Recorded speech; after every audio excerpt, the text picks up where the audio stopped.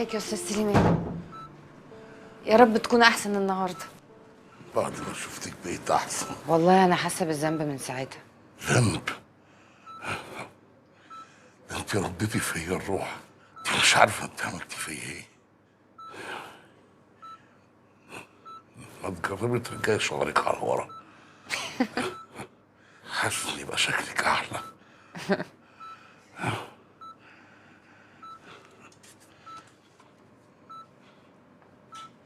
متأكدة انها مش قريبتك؟ لا متاكده. غريب ان الشريف عفيفي ده المفروض انه صحفي فاهم ومثقف، زي واحدة نصابة زي اللي معادي تضحك عليه. الا بقى لو كانت عارفانا من زمان وليته معلومات غلط عننا عشان يصدقها. بس هي هتعمل كده ليه؟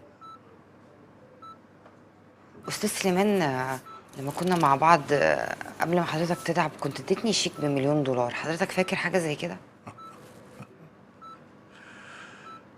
انا مش بخرف يا فريدة، اديتلك الشيك ده بكامل ارادتي.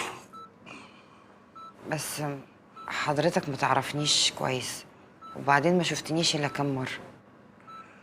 يمكن بقى الموت بيعرف الناس ببعض كويس. طب ممكن اعرف الشيك ده مقابل ايه؟ انا عاوز اكتب مذكراتي مع نسيمة